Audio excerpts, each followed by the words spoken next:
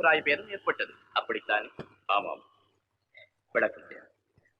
சிவசாமி வந்து தன் மகள் கௌரிக்கும் என் இளைய மகன் கோபாலுக்கும் இருந்த காதல் விஷயத்தை சொன்ன போது கல்யாணத்திற்கு நான் சம்மதித்தேன். ஆனால் சரஸ்வதி அம்மாள் சம்மதிக்கவில்லை. ஏன்? தன் அண்ணனுடைய இரண்டாவது மகளையும் எங்கள் குடும்பத்திற்கு கொண்டு வர அந்த அம்மா விரும்பினார்கள். Your honour, please note this point. That's all. நீங்கள் தானே இன்ஸ்பெக்டர் சந்திரசேகர்? ஆமாம். எத்தனை வருஷம் சர்வீஸ்? 20 வருஷம். இந்த 20 வருட அனுபவத்தில் பெண் ஆணை கொலை செய்வதை நீங்கள் பார்த்திருக்கிறீர்களா? அல்லது இப்படிப்பட்ட வழக்கையாவது தாக்கல் செய்திருக்கிறீர்களா? வாட்? கேள்விக்கு பதில். Objection your honour. சாட்சியை, அதுவும் பொறுப்புள்ள ஒரு போலீஸ் அதிகாரியை அவமதிக்கும் கேள்வி. யுவர் ஆனர், வழக்கு சம்பந்தப்பட்ட சில உண்மைகளை மனோதத்துவ ரீதியா நான் தெரிந்து கொள்ள விரும்புகிறேன். ஏன்? ப்ரொசீட். பதில் பார்த்திருக்கிறீர்களா? கேள்விப்பட்டிருக்கிறேன். ஆனால் என் சர்வீஸில் நான் நேரில் பார்த்தது இதுதான் முதல் தடவை. ஆமாம். கொலையை பற்றி முன்னதாகவே உங்களுக்கு ஏதேனும் தகவல் கிடைத்ததா? இல்லை. பிறகு எப்படி அந்த இடத்துக்கு சென்றீர்கள்? கள்ளச்சாராயம் காய்ச்சப்படுவதாகவும் உடனே சென்றால் பிடித்து விடலாம் என்றும் தகவல் கிடைத்து நான் கான்ஸ்டபிளுடன் அங்கு சென்றேன். யாரையாவது கைது செய்தீர்களா? இல்லை. கொலையை கண்டதும் அந்த முயற்சியை விட்டுவிட்டேன். சரி, நீங்கள் பார்த்தது சரஸ்வதி அம்மாள் சிவசாமியை கத்தியால் குத்தியதையா அல்லது அவர் உடம்பிலிருந்து கத்தியை எடுத்ததையா? எடுத்தது. நீங்கள் போகலாம். தயவு செய்து இதை குறித்துக் கொள்ளுங்கள். இந்த அம்மாவை உங்களுக்கு தெரியுமா? தெரியும். எப்படி தெரியும்? எங்க வீட்டு வந்திருக்காங்க. எப்போது? கொலை நடந்த அன்னைக்கு. ஏன் வந்தாரு? Please proceed. அவங்க பிள்ளைக்கு எனக்கு நடக்கவிருந்த கல்யாணத்தை நிறுத்துறதுக்காக. அப்போது என்ன சொன்னார்கள்? என் பிள்ளைய மறந்துடு அப்படின்னு சொன்னாங்க. நான் முடியாதுன்னு சொன்னேன்.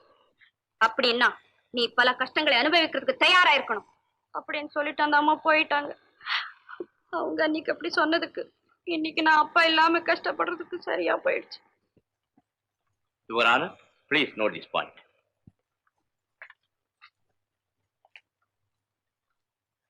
அன்று அவர்கள் அப்படி சொன்னதற்கும் இன்று அப்பா இல்லாமல் கஷ்டப்படுவதற்கும் சரியா போய்விட்டது என்று சொன்னீர்களே, அதன் அர்த்தம் என்ன?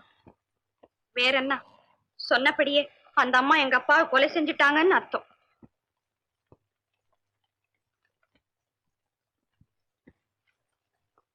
ஆமாம். சரஸ்வதி அம்மாளின் விருப்பத்திற்கு மாறாக நீங்கள் அவர் மகனே கல்யாணம் செய்து கொண்டதாக வைத்துக் கொள்வோம். அதன் பிறகு அந்த அம்மாள் உங்கள் இருவரையும் வீட்டை விட்டு வெளியே போகும்படி சொல்லிவிட்டால் கஷ்டமா தான் இருக்கும். என் வார்த்தையை மீறி என் மகனை கல்யாணம் செய்து கொண்டாயே, அதனால் நீ அவனை பார்க்க கூடாது, அவனோடு பேசக்கூடாது என்று அந்த அம்மாள் உங்களை தடுத்தால்? ஐயோ, அந்த துன்பத்தை என்னால தாங்க முடியாது. தற்கொலை செஞ்சுக்கிட்டாலும் செஞ்சுக்கிடுவேன். உங்களை அவரை பார்க்காம அவரோட பேசாம எப்படிங்க இருக்கிறது? அதை போன்ற பல கஷ்டங்களை நீங்கள் அனுபவிக்க வேண்டி வரும். எந்த அர்த்தத்தில் அப்படி அவர் சொல்லியிருக்கலாம் அல்லவா? ஆமா, அப்படிதான் சொல்லி இருக்கணும். குட், நீங்க போகலாம். Your honour, please note this point. That's all. Mister Gopal, நீங்கள் விசாரிக்க வேண்டிய சாட்சி யாராவது இருக்கிறார்களா? Yes your honour, doctor Krishnaveni Ammal. நீங்கள் தானே டாக்டர் கிருஷ்ணவேணி அம்மாள்? ஆமா. இந்த அம்மாளை உங்களுக்கு தெரியுமா? நல்லா தெரியும். எப்படி தெரியும்? அவங்களும் ஒரு லேடி டாக்டர். அந்த முறையில எங்க 2 பேருக்கும் பழக்கம். அவங்க பாக்குற கேஸ்ல ஆபரேஷன் கேஸா இருந்தா எனக்கு போன் பண்ணுவாங்க. நான் போய் ஆபரேஷன் செய்துட்டு வருவேன். அப்படி என்றால் அவர்களுக்கு ஆபரேஷன் செய்ய தெரியாதா? தெரியும். ஆனா அந்த அம்மாளுக்கு வயசாயிட்டதுனால கொஞ்சம் கை நடுங்கும். அதனால நான் தான் செய்வேன். நீ போகலாம். டிஃபென்ஸ் தரப்பில் இன்னும் ஏதேனும் சாட்சிகள் இருக்கிறதா? இல்லை யுவர் ஆனர். அப்படியானால் விவாதத்தை ஆரம்பிக்கலாம். யுவர் ஆனர்,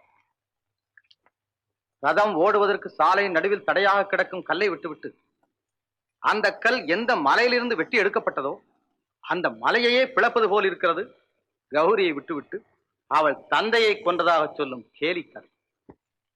சிவசாமி தன் மகளின் காதலுக்கு சம்மதித்திருக்கிறார். சரஸ்வதி அம்மாள் சம்மதிக்காத காரணத்தால் ஒரு கால் சிவசாமி வேண்டுமானால் இவர்களை கொலை செய்திருக்கலாமே தவிர இவர்கள் சிவசாமியை கொலை செய்வதற்கு நியாயமே இல்லை. இன்ஸ்பெக்டர் சாட்சியத்தின்படி அவர் பார்த்தது சரஸ்வதி அம்மாள் கத்தியை எடுத்ததைத்தான், குத்தியதை அல்ல. டாக்டர் கிருஷ்ணவேணி அம்மாளின் சாட்சியத்தின்படி ஆயுதத்தை பிடிக்கவே கை நடுங்குகின்ற சரஸ்வதி அம்மாள் சிவசாமியின் முதுகில் 3 அங்குல ஆழத்திற்கு பலமாக குத்தினார் என்றார். இது எப்படி நம்புவது? இவற்றையெல்லாம் பார்க்கும்போது சரஸ்வதி அம்மாள் இந்த கொலை செய்திருக்கவே முடியாது. அவர்கள் நிரபராதி. ஆகவே அவர்களை விடுதலை செய்யும்படி கேட்டுக்கொள்கிறேன்.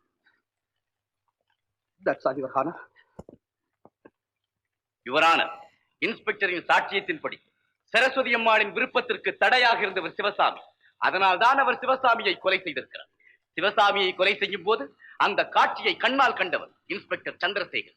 கத்தியிலிருந்து எடுக்கப்பட்ட ரேகையும் சரஸ்வதி அம்மாளின் வலதுகை ரேகையும் ஒரே மாதிரியாக இருப்பதாக ரேகை நிபுணர்களால் நிச்சயிக்கப்பட்டிருக்கிறது. அது மட்டுமல்ல, டாக்டர் கிருஷ்ணவேணியின் சாட்சியத்தின்படி ஆயுதத்தை தொடுவதற்கே கை நடுங்குகின்ற சரஸ்வதி அம்மாள் 3 அங்குல ஆழம் பதிந்திருந்த கத்தியை எடுப்பதற்கு மட்டும் எங்கிருந்து பலம் பெற்றார்? சரஸ்வதி அம்மாள் சிவசாமியை ஒருமுறை குத்திவிட்டு மீண்டும் குத்துவதற்காக கத்தியை எடுத்திருக்கிறார். அதை இன்ஸ்பெக்டர் பார்த்திருக்கிறார். கத்தி, கைரேகை கல்யாண சம்பந்தப்பட்ட ஊர்ஜிதப்படுத்துகிறது. ஆகவே கிபிகோ 302வது செக்ஷன் படி இவருக்கு தண்டனை அளிக்க வேண்டும் என்று கேட்டுக்கொள்கிறேன்.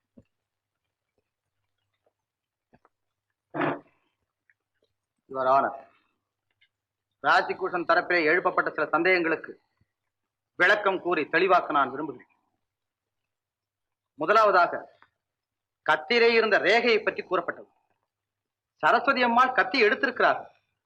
ஆகவே அவர்களின் கைரேகை அதிலே படிந்ததில் ஆச்சரியமே இல்லை. அடுத்தபடியாக, குத்தப்பட்ட கத்தியை எடுப்பதற்கு எப்படி பலம் வந்தது என்றும் கேட்கப்பட்டது. குத்துவதற்கு தேவையான பலம் எடுப்பதற்கு தேவையில்லை என்பது எல்லோருக்கும் தெரிந்த உண்மை.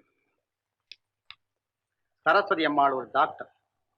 டாக்டருக்கு வேண்டியவர்கள், வேண்டாதவர்கள், விரோதிகள், நண்பர்கள் என்ற வித்தியாசமே இருக்க முடியாது. மரணத்தோடு போராடி கொண்டிருந்த ஒரு மனிதருக்கு முதல் சிகிச்சை அளித்து எப்படியாவது அவர்களை பிழைக்க வைத்து விடலாம் என்கிற ஒரு நம்பிக்கையில் தான் அவர்கள் கத்தி எடுத்திருக்கிறார். சந்தர்ப்ப சூழ்நிலை குணமுள்ள ஒரு தாயை குற்றவாளியாக்கி கூண்டிலே நிறுத்தி வைத்திருக்கு. நான் மீண்டும் சொல்லுகிறேன், அவர்கள் நிரபராதி. ஆகவே அவர்களை விடுதலை செய்யும்படி கேட்டுக்கொள்கிறேன். இத்துடன் இந்த வழக்கை நான் ஒத்தி வைக்கிறேன். கௌரி, காரியத்தை கெடுத்துட்டு வந்து இங்க கன்னத்தில கை வச்சுட்டு உட்கார்ந்துருக்க. எந்த காரியத்துக்கு எடுத்துட்டு அதுக்குள்ள மறந்து போச்சா? புருஷனை பார்க்க கூடாது, அவனோட பேசக்கூடாதுங்கிற அர்த்தத்துல சரஸ்வதி அம்மா சொல்லி இருக்கிறாமல்ல, அப்படின்னு கோர்ட்ல உன்னை கோபால் மடக்கிறப்போ நீ ஆமான்னு அவனுக்கு தானமா சாட்சி சொல்லிட்டியே, சொல்லலாமா? இப்ப கூட சொல்றேன், அந்த அம்மா தான் அப்பாவை கொலை செஞ்சிருப்பாங்க. என்ன நிச்சயம்? ஓஹோ, புரியுது புரியுது. அவன் மேல இருக்கிற காதலுக்காக அந்த அம்மா கொலை செய்யலன்னு நீயே சாட்சி சொல்லுவ போல் இருக்க. நியாயத்தை சொல்ல வேண்டிய நிலைமை வந்தா சொல்லிதானே ஆகணும். கௌரி, உங்க அப்பா இருக்கும்போது உன் இஷ்டப்படி நடந்த பேசுறேன், அதெல்லாம் இனிமே நடக்காது. நான் கிழிச்ச கோட்டை நீ தாண்ட முடியாது, தாண்டவும் கூடாது. மாமா, அதெல்லாம் நடக்காது. அப்பா செத்து போனதுனால நான் அனாதை ஆயிட்டேன்னு நினைச்சிட்டியா? நீ ஒண்ணும் என்ன ஆட்டி வைக்க முடியாது. கௌரி, அண்ணே, முக்கியமான விஷயத்தை விட்டுட்டு இங்க வந்து பேசிட்டு இருக்கிறீங்க. நம்ம வடிவேல் இல்ல,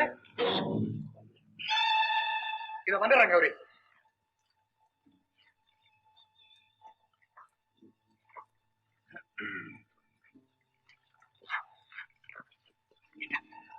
வடிவேல் கத்தி துப்பாக்கி எல்லாம் ஆற விட்டாங்க.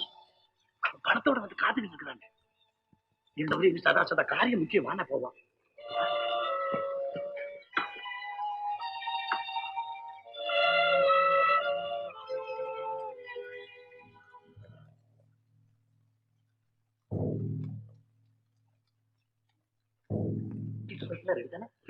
அதெல்லாம் எப்பவே ரெடி.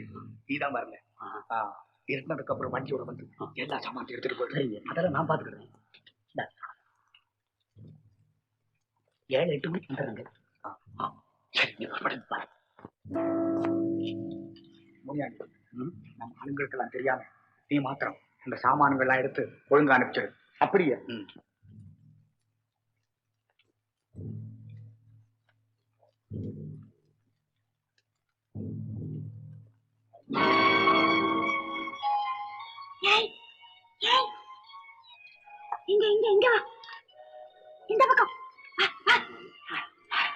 கௌரி கௌரி கௌரி அம்மா நீ எங்க இப்படி வந்த கௌரி அம்மா